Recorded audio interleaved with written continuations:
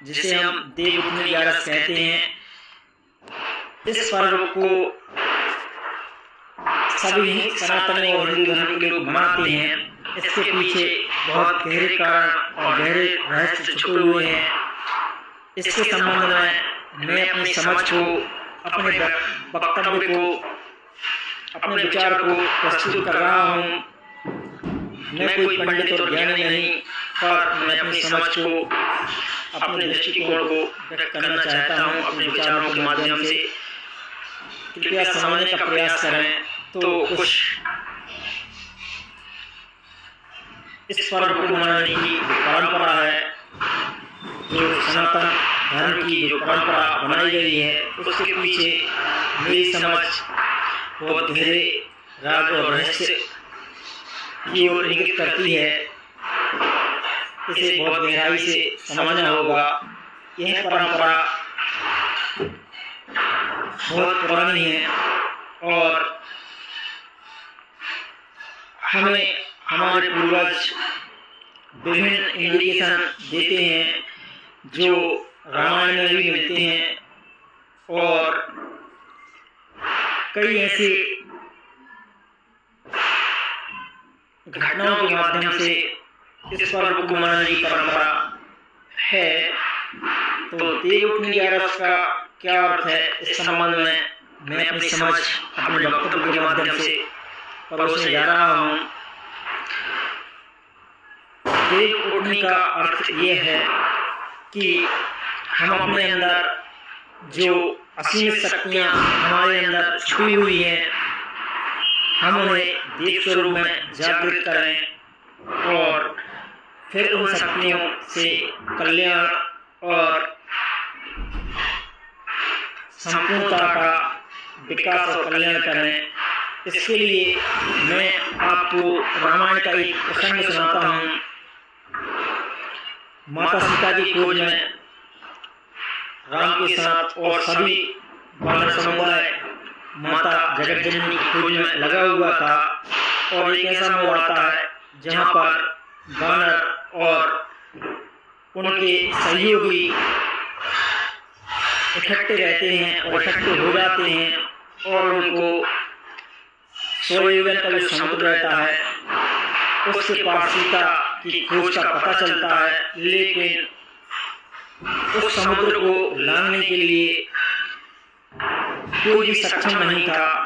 तो जामवंत जो उन श्रेष्ठ और बड़े थे, काफी अनुभवी थे, तो वह यहाँ अंदर की शक्तियों को उठाने का एक संकेत देते हैं और हनुमान जी को आगे लाते हैं और कहते हैं कि आप में असीम शक्तियाँ समाहित हैं, उनको जागृत करें। और फिर वो उस अनुभव से सीख लेते हैं और अपनी अंदर की जो छुपी हुई शक्तियाँ रहती हैं उनको वह जागृत करते हैं और समुद्र को लांघ कर जाते हैं, लंका का भी दहन करते हैं और सकुशल माता जानकी का समाचार लाते हैं और श्री राम जी को सुनाते हैं। तो यहाँ रामायण का यह प्रसंग हमें छुपी हुई शक्ति को जागृत करने के लिए एक प्रेरणा देता है। जो सनातन और सनातन धर्म को अपनाने वाले हैं, उन्होंने विभिन्न प्रकार से हर युग में जो सुप्त शक्तियाँ हैं, जिन्हें हम आज देवउठनी ग्यारस के रूप में मनाने जा रहे हैं, यह एक परंपरा बनाई गई है कि हम देवों को क्या उठा सकते हैं, क्या देव सोते हैं। ये केवल एक प्रदर्शन है, एक परंपरा है जो हमें ये बताती है कि हमारे अंदर जो सुप्त शक्तियाँ हैं, हम उन्हें कैसे जगाएं और कैसे उन्हें कल्याण की ओर अग्रसर करें। इसका तात्पर्य हमारे अंदर असीम शक्तियाँ हैं, असीम एनर्जी है और असीम अतुलनीय शक्तियाँ हैं, अद्भुत शक्तियाँ हैं, जिन्हें आपको खुद जागृत करना होता है। हाँ, माध्यम बहुत हो सकती हैं, विधि बहुत हो सकती हैं और उन पर चलना तो आपको ही होगा, तब आप उन शक्तियों को समझ सकते हैं। अवेयरनेस एक बिंदु है, अगर उससे आप चलते हैं तो आपको अपने अंदर जो गुप्त शक्तियाँ हैं, जो छुपी हुई शक्तियाँ हैं, वो आपको महसूस होने लगेंगी और फिर आप कल्याण की ओर और कल्याण के मार्ग की ओर प्रशस्त होंगे और सही करेंगे। तो देवउठनी 11 हमें यही संदेश देती है कि हम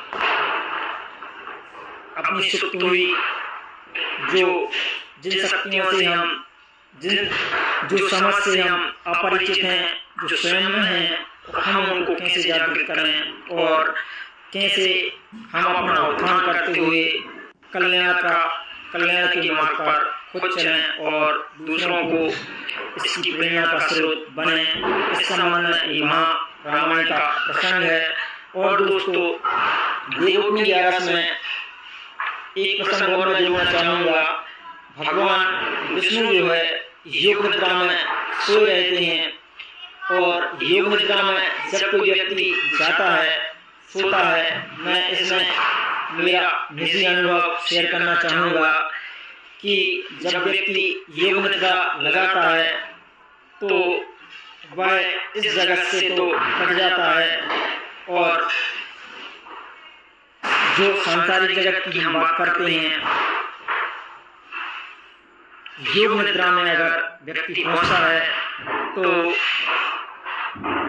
इस संसार से पूर्णतः कट जाता है। उसे यह आवाज नहीं रहता, होश नहीं रहता कि केवल एक एनर्जी का अनुभव रहता है, शरीर का कोई आवाज नहीं रहता कि वो शारीरिक रूप से है। एक श्वेत आकाश बिंब से जुड़ा हुआ रहता है, बाकी उसको केवल एनर्जी का आवाज रहता है, शरीर का कोई आवाज नहीं रहता। और यह निद्रा बहुत गहरी भी हो सकती है और क्षणिक भी हो सकती है। तो यहाँ पर देवउठनी के संबंध में भगवान विष्णु गहरी योग निद्रा में चले जाते हैं, तब उनकी पत्नी माता लक्ष्मी जो उनके चरण पकड़े बैठी रहती हैं और वो उनको वहाँ से उस योग निद्रा से जागृत करती हैं और फिर संसार में लाती हैं। इसी के संबंध में अगर आप एक प्रतिमा है जिसमें भगवान विष्णु योग निद्रा में शयन में लेटे हुए हैं और उनकी नाभि से एक कमल पुष्प का सृजन होता है और उस पर ब्रह्मा जी विराजमान होते हैं। वह भी हमें यही शिक्षा देता है कि जब योग निद्रा में व्यक्ति पहुंचता है तो उसे संपूर्णता का ज्ञान हो जाता है। वह यह समझने लगता है कि इस चर अचर में क्या है और क्या नहीं है। उसे इन सब चीज़ों का जो संसार से परे हैं उनकी भी अनुभूति और ज्ञान हो जाता है। तो फिर उस योग निद्रा से जगाने के लिए माँ लक्ष्मी प्रयास करती हैं और उनके चरणों को पकड़कर बैठ जाती हैं। उस जो ब्रह्म एनर्जी से वो जुड़ जाते हैं, अर्थात संस्कार में जाकर जब वो चेतना पहुंचती है तो वहाँ से माँ लक्ष्मी उस चेतना को खींचती हैं और नीचे चरणों तक लाती हैं और फिर व्यक्ति में चेतना जागृत हो जाती है और व्यक्ति संसार में आ जाता है। और फिर यहाँ से उसे ये अनुभूति होती है कि हम संसार का सृजन करें और विकास करें। तो इस तरह से कल्याण के लिए, सर्व कल्याण के लिए यह देवउठनी का पर्व और उसकी परंपरा शुरू होती है और यही उसका मुख्य उद्देश्य है कि हम अपनी सोई हुई शक्तियों को, हमारे जो अंदर छुपा हुआ ज्ञान है, हमारी जो असीम शक्ति, असीम जो एनर्जी है, उसे हम जागृत करें और कल्याण में, सर्व कल्याण में हम अपनी भूमिका अदा करें। यही देवउठनी 11 का एक विशेष और महत्वपूर्ण उद्देश्य है। हम परंपराएं बनाई हैं, सनातन धर्म में बनी हुई परंपराएं हैं, उनका बहुत गूढ़ रहस्य है। जो हमें यह बताती हैं कि हम निभा तो रहे हैं, लेकिन हमें उनका सही पता नहीं है कि हम किस कारण से मना रहे हैं, ये हमें क्या संदेश देना चाह रही हैं और इनका क्या महत्व है।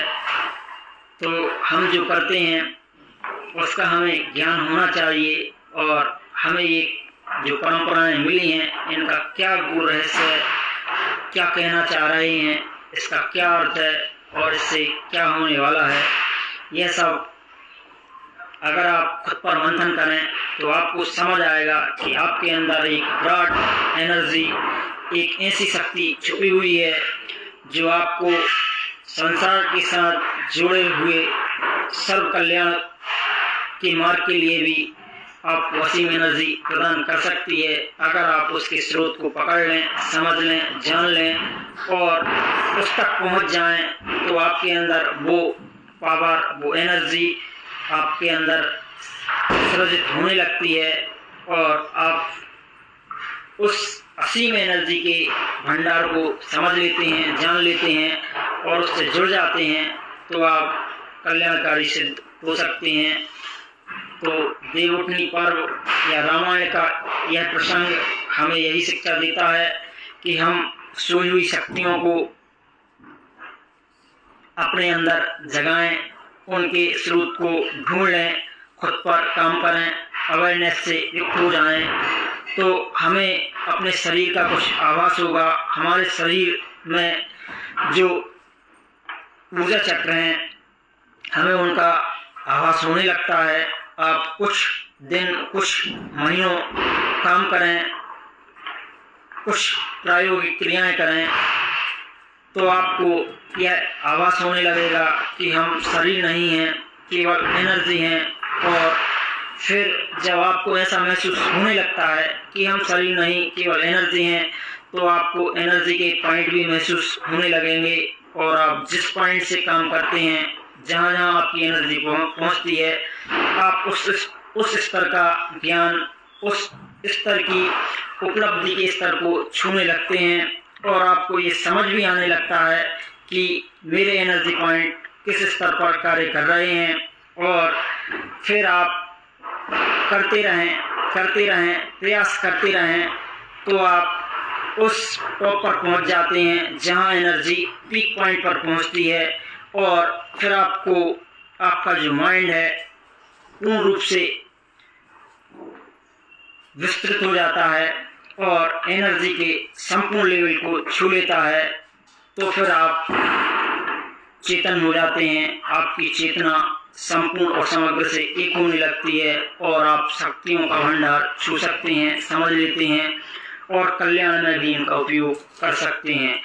तो यह मेरा वक्तव्य आप सभी को समर्पित है। मैंने अपनी समझ से, अपने विवेक से व्यक्त करने का प्रयास किया, कुछ उदाहरण और एग्जाम्पल के साथ प्रस्तुत किया।